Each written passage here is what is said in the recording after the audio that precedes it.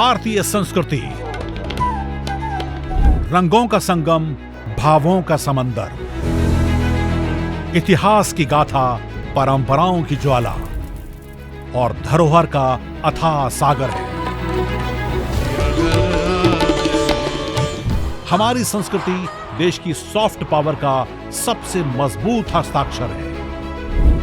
योग, आयुर्वेद, भारतीय दर्शन, साहित्य, कला और संगीत जैसे अनेक क्षेत्रों में भारत की अमूल्य देन ने पूरे विश्व को प्रभावित किया है।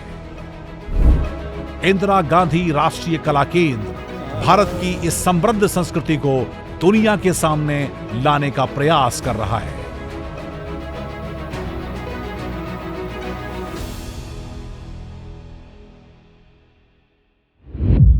नमस्कार, स्वागत है आपका हमारे विशेष कार्यक्रम संस्कृति संवाद में। मैं हूं आपके साथ नमिता सचदेवा। इस अनूठे शो के जरिए हम आपको लेकर चलते हैं भारत की समृद्ध सांस्कृतिक धरोहर की रोचक यात्रा पर। भारत की विविधता से भरी हुई परंपराएं, कला और इतिहास इसकी विशिष्ट पहचान है। और इस खास शो में हम आपको उन कहानियों के साथ रूबरू करवाते हैं जो हमारी सांस्कृतिक विरासत का अभिन्न हिस्सा हैं। तो चलिए शुरू करते हैं आज का सफर, लेकिन उससे पहले एक नजर डाल लेते हैं आज के एपिसोड की झलकियों पर। थाईलैंड के चौथे मेकांग गंगा धम यात्रा प्रतिनिधि मंडल ने इंदिरा गांधी राष्ट्रीय कला केंद्र का दौरा किया।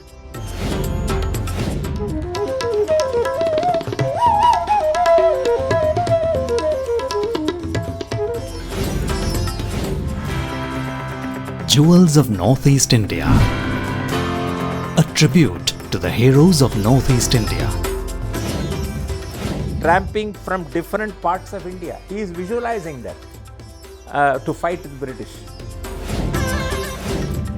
उच्च रहस्यमय इतिहास के कारण भैदबारी दुनिया भर के पर्यटकों को आकर्षित करता है।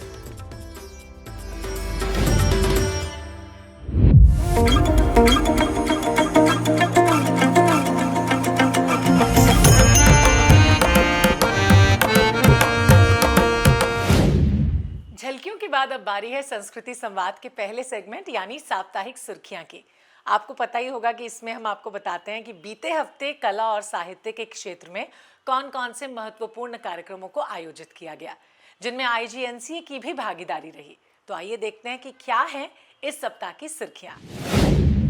थाईलैंड के चौथे मेकांग गंगा धम यात्रा प्रतिनिधि मंडल ने नई दिल्ली स्थित इंदिरा गांधी राष्ट्रीय कला केंद्र का दौरा किया।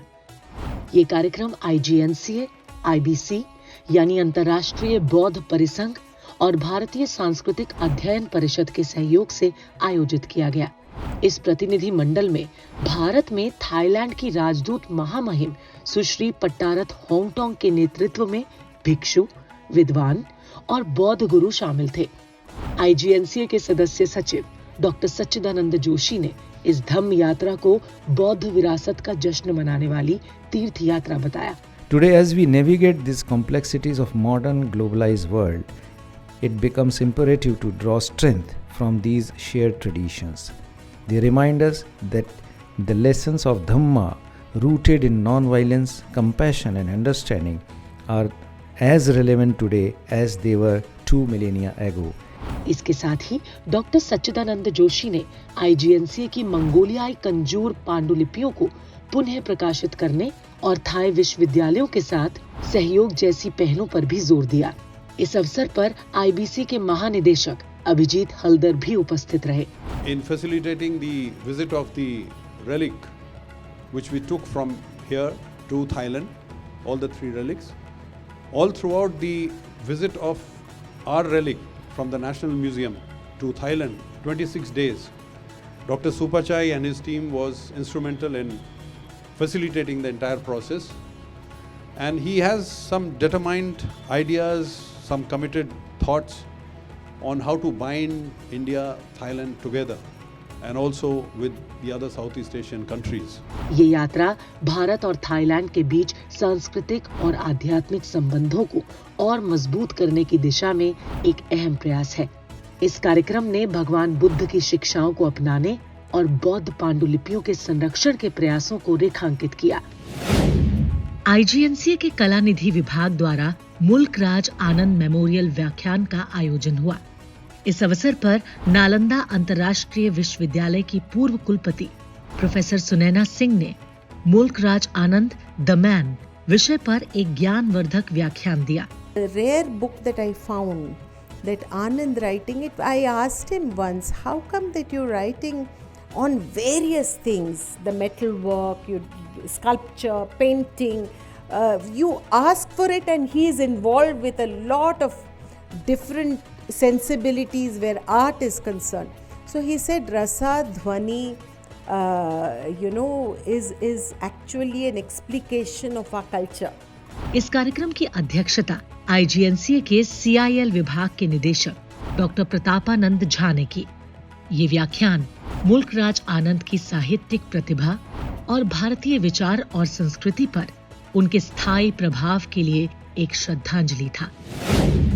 नई दिल्ली में लोधी रोड स्थित नवयुग स्कूल में द कॉन्स्टिट्यूशन ऑफ इंडिया विषय पर एक व्याख्यान और चित्रकला प्रतियोगिता का आयोजन किया गया।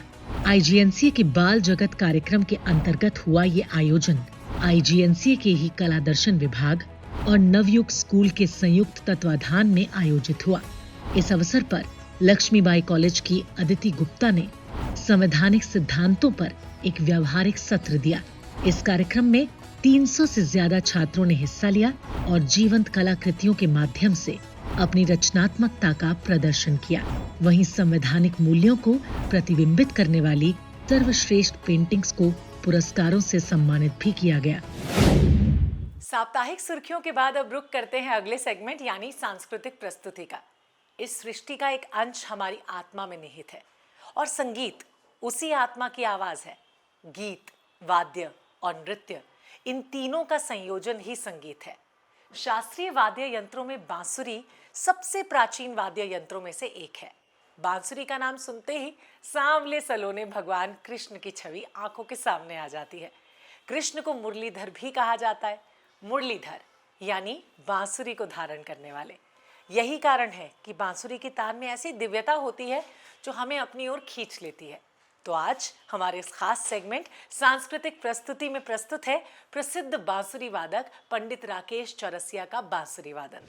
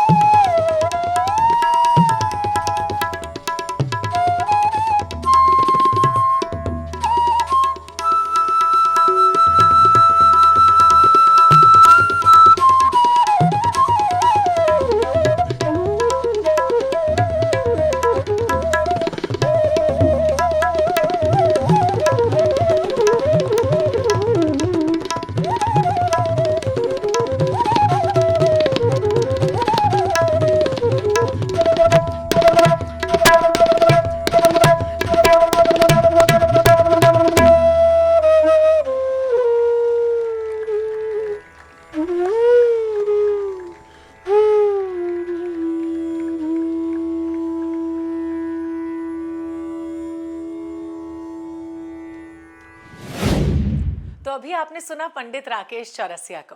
उनकी बांसुरी से निकली स्वरल हरियों ने निश्चित ही आपके कानों में मिश्री घोल दी होगी। अब बात कर लेते हैं फिल्मों की। फिल्में हमें अलग अलग संस्कृतियों से परिचित करवाती हैं। भारत के उत्तर पूर्वी राज्य देश की मणि है। इन 8 राज्यों की अपनी विशेषताएं हैं। भारतीय संस्कृति को समृद्ध करने में इनका विशिष्ट योगदान है। हर राज्य में स्थानीय संस्कृति और प्रकृति की मनोरम छटा दिखाई देती है। आज सिने सर्कल सेगमेंट में हम आपको दिखा रहे हैं प्राकृतिक सुषमा के धनी इन्हीं खूबसूरत राज्यों पर आधारित film jewels of north east India के कुछ अंश।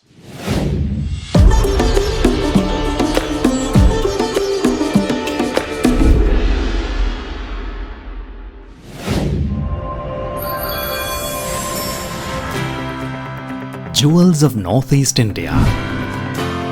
A tribute to the heroes of Northeast India. There are books, and all of literature is a compilation of all and sundry. But books that serve the purpose to inform, educate, document, preserve, and illuminate are few and far between. This book, Jewels of the Northeast India, falls in that category. This book exemplifies the underlying initiative of Honorable Prime Minister Shri Narendra Modi ji, Ek Bharat, Shreshtha Bharat. Jewels of the Northeast researches and records the stellar achievements of some achievers from each of the 8 states of the Northeast. These inspiring tales of grit, determination and spunk are the hallmark of the rugged terrain that is Northeast. Be it sports, entrepreneurship, science or arts, there is hardly any area that has not been breached by these amazing people. For them, a normal lifestyle was never an option. Arunachal Jewels. The land of dawn-lit mountains, Arunachal Pradesh is an ethnically diverse state that has produced some outstanding achievers. Some worthy of mention are Anshu Jamsenpa, a world record holder mountaineer who is the first woman to have scaled Mount Everest 5 times. Assam Jewels. Birubala Rabha, a revolutionary social reformer fighting against the witch hunting practice. Manipur Jewel. Chirom Indira Devi, a prominent young woman entrepreneur, designer, exporter and a social worker. Meghalaya Jewels. Benedict Skemlang Hnyota, an acclaimed visual artist and folk musician who is reviving the local art form. Mizoram Jewels. Tete Ahmar.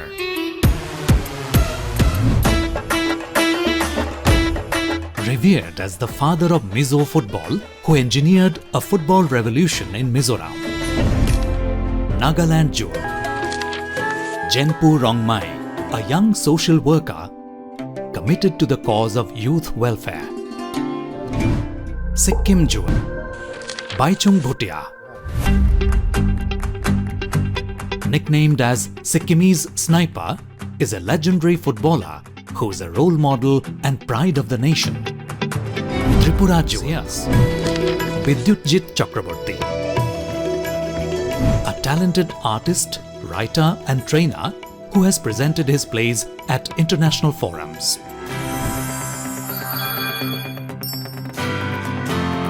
What took years and long hours to achieve can hardly be condensed in a book, but every gem in this book needs to be highlighted in society, which needs its fair share of role models to egg it on to achieve greater height. A book like this serves as a positive projection of achievers and inspires people to excel, just as these rare gems have in their respective fields. It is a saga of human resourcefulness and determination compiled for posterity.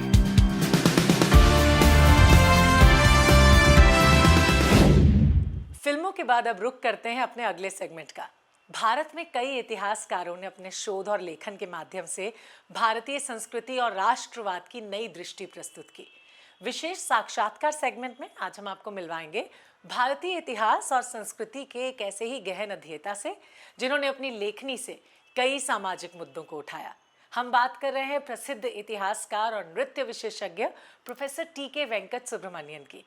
TK. Venkat Subramanian की पहचान एक बहुमुखी इतिहासकार के रूप में होती है, जिन्होंने भारत के सांस्कृतिक इतिहास का गहन अध्ययन किया।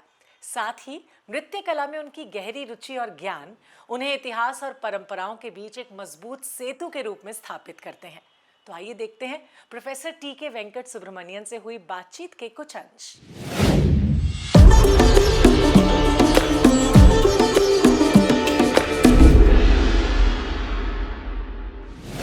What could be the plausible sources of influences on or inspiration for Bharati? You see, generally people who have written so far, they have, I mentioned about Shelley to this thing, that romantic age impact, a lot of people have compared, and even I think one gentleman has written on Milton and Bharati also. So Shelley, Keats as poets of romantic age definitely had an impact, because this can be explained with reference to, I think, imageries when it comes, some of these imageries, that's more use of air and fire. I mean, that kind of analysis has taken place. Rousseau seems to have had a very profound influence on him. The inherent goodness of man is that contribution. Then what I want to say is, suppose you take songs, some of his songs. One example I would like to give is that of Walt Whitman. Walt Whitman lived in 1819 to 1892 during the American Civil War. So, during the American Civil War, there are two things which I think Bharati owes to Walt Whitman. One is the prose poetry. We call in Tamil Vachana Kavidai. Definitely he is indebted to Whitman. The second thing which I very, very clear influence is a song in Tamil, I do not know whether people are familiar with it, On the Flag. Here he does not say Tamil or Bharadatai. Mother, Tayin Manikodi Parir. And it is Mata Dwajas Sambam originally. So it is on a flagstaff. So then when we look into American literature, this man has written Banner at Daybreak. Oh. So somewhere either in an English class or in some this thing, this kind of reading, or as an editor, somewhere he must have 1865 is very, very important. See, this is the time, this is the kind of identity formation that takes place. See, identity formed out of 38 spacious and doughty states. Like that, he repeats that here in this particular song. And heroic men tramping from different parts of India. He is visualizing that to fight the British. It is in English, that is why I can quote. Heroic men tramping from different parts of India and gathering under the national flag in martial formation to fight unto death the fierce Tamilians, daring Telugus, death-defying Marathas, the doughty Rajputs, the patriotic Bengalis and others, Indians, speaking various languages, united by their common hatred for the enemy. That is important. So it is that sentiment which is important. They are all united in their common of the alien government. So that is how it goes. Tayin Manikudi has the external form of the song and all that. Then others have also analyzed why generally a Tamil literary convention called Ananda Kalippu is used for divine poetry only, but he has put it here, and somebody has interpreted that when you sing this song, actually a dark goddess of vengeance will rise to destroy the British demon and restore freedom, and it should, the way that you sing, it should be like a mantra and produce the effect. Wow. So this is one example. I thought that this is the way that actually influences come. I mean, we can give any number of examples. I just gave one. अब हम आ गए हैं संस्कृति संवाद के आखिरी segment मेरा गांव मेरी धरोहर में। इस खास सेगमेंट में हम आपको बताते हैं भारत के किसी एक गांव की विशेष लोक कला और वहां की परंपरा के बारे में। आप में से कुछ लोगों को पता होगा कि मेरा गांव मेरी धरोहर भारत सरकार की अहम परियोजना national mission on cultural mapping का बहुत इंपॉर्टेंट हिस्सा है। इस मिशन का उद्देश्य है देश के सारे गांव का डॉक्यूमेंटेशन करना, ताकि हमारी समृद्ध ग्रामीण सांस्कृतिक धरोहर को आने वाली पीढ़ियों के लिए सहेजा जा सके। तो आज आपको लेकर चलते हैं मेघालय के एक विशेष गांव न्यू भैद बारीकी की यात्रा पर।